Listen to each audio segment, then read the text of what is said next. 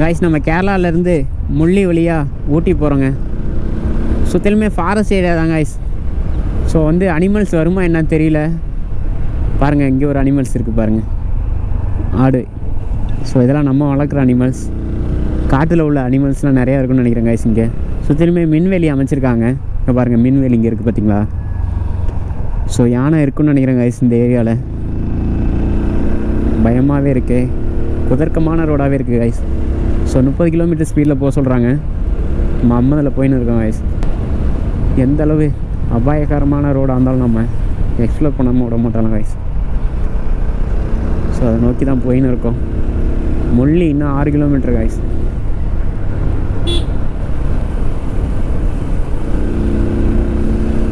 Right சைடில் பாருங்களேன் guys, பள்ளத்தில் ஒரு ரிவர் ஓடிட்டுருக்கு. பவானி ரிவர்னு சொல்லியிருந்தாங்களா, அந்த ரிவர் தான் நினைக்கிறேன் காய்ஸ்.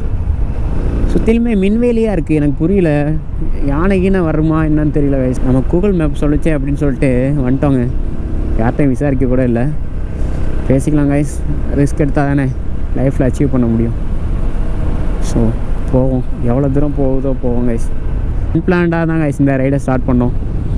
ஸோ போயின்னே இருக்கோம். டேங்க் ஃபில் பண்ணிட்டு தான் ஸ்டார்ட் பண்ணோம் ரைடை. ஸோ பெட்ரோல் தீரப்போகுதா என்னன்னு தெரியல காய்ஸ். இன்னும் ஒரு எனக்கு தெரிஞ்சு ஒரு 300 கிலோமீட்டர் ஓடுன்னு நினைக்கிறேன். ஸோ அது வரைக்கும் அன்பிளான்டாக தாங்க போக போகுது இந்த ரைடு.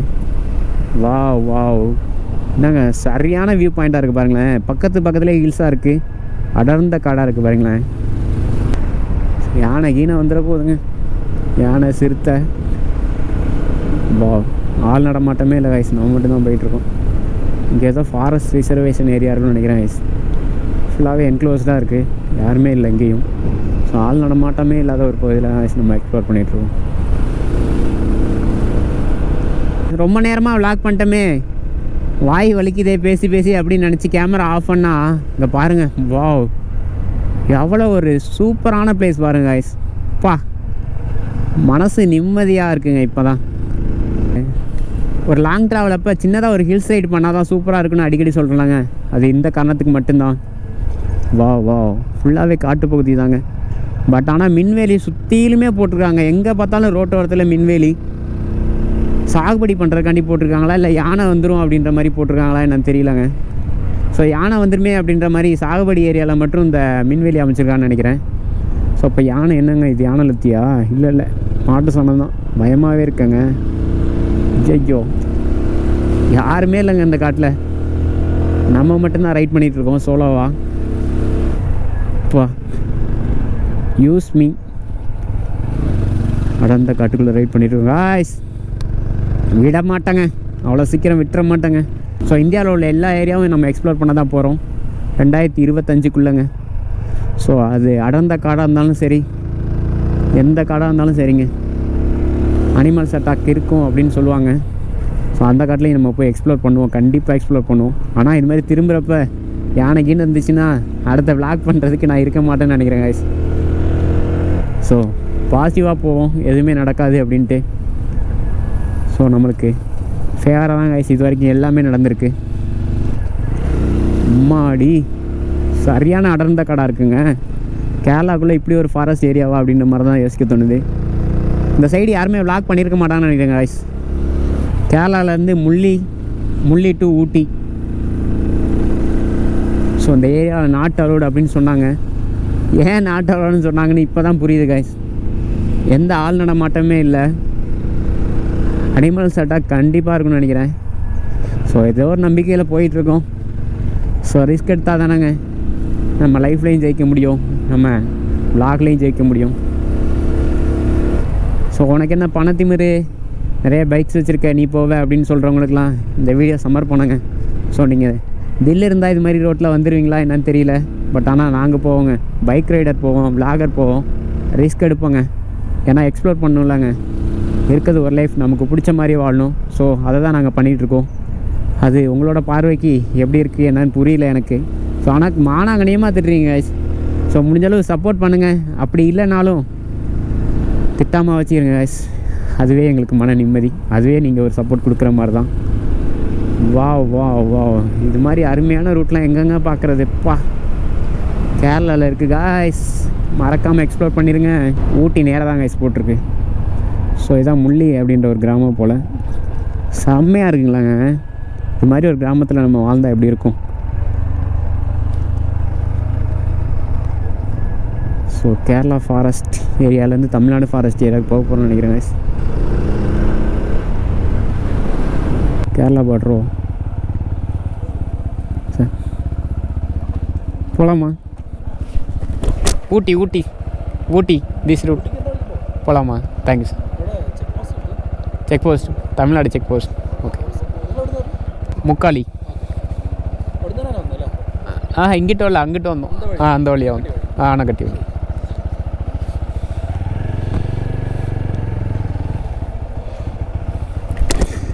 ஸோ கைஸ் இந்த ரூட் ஏன் அலௌடு இல்லைன்னு இப்போ தாங்க தெரியுது. ஸோ இந்த மாதிரி ஒரு ரூட்டாங்க. ஐயோ தெரியாதனமும் வந்துட்டேங்க. நம்ம வேறு நேக்கட் ஸ்போர்ட்ஸ் பைக் வச்சுருக்கோம். ஒன்றும்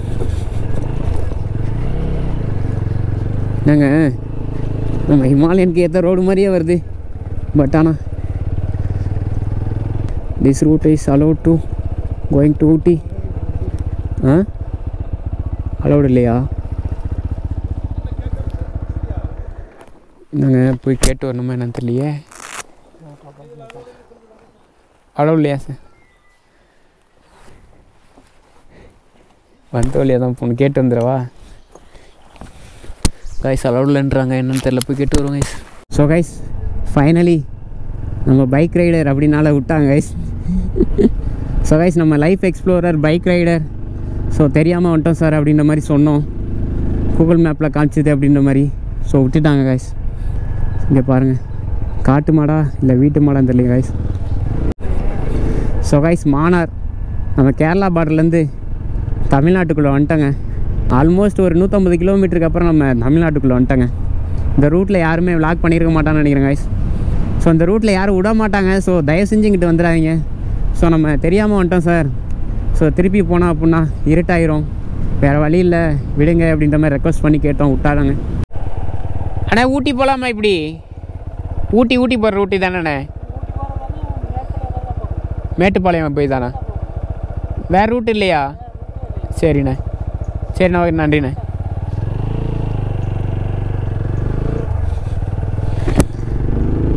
காய்ஸ் இந்த ரூட்டில் போனால் மேட்டுப்பாளையம் போய் தான் போகுமா? நாங்கள் மேட்டுப்பாளையம் போகாமல் ஊட்டி போயிடலாம் பார்த்தா இப்படி வந்து மாட்டிக்கிட்டோமே அப்படின்ற மாதிரி தான் ஒரு ஃபீலிங்காக இருக்குது.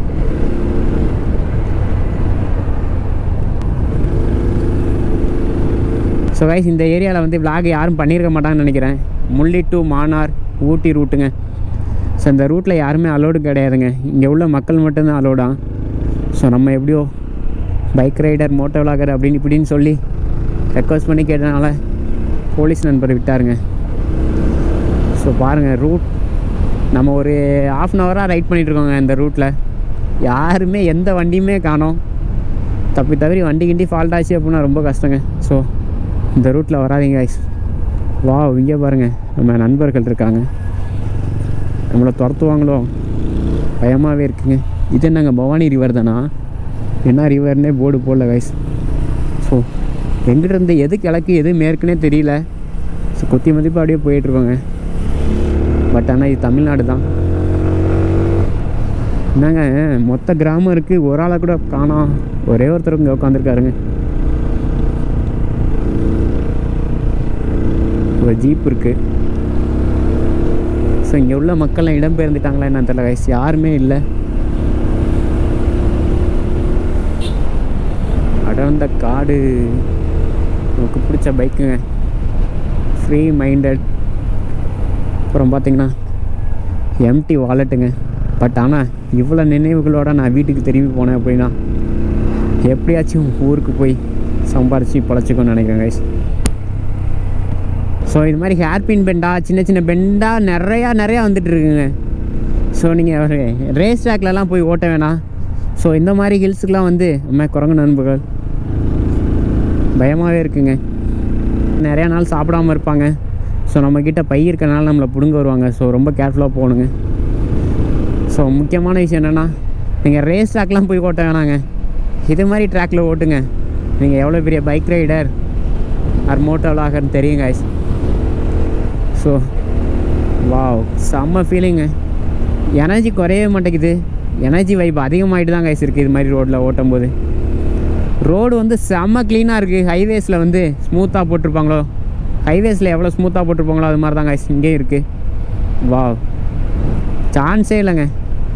ரேஸ் ட்ராக்குக்கு ஈக்குவலாக இங்கே ரோடு போட்டிருக்காங்க, அதுவும் ஹில்ஸில் போட்டிருக்காங்க அப்படின்னா தமிழ்நாடு கவர்மெண்ட்டை பாராட்டியே ஆகணும்.